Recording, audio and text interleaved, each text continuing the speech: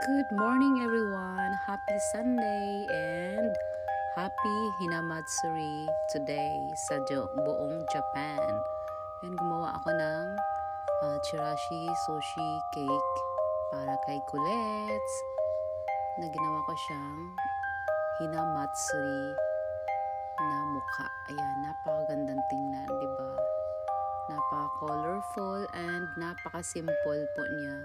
Madali lang siyang gawin.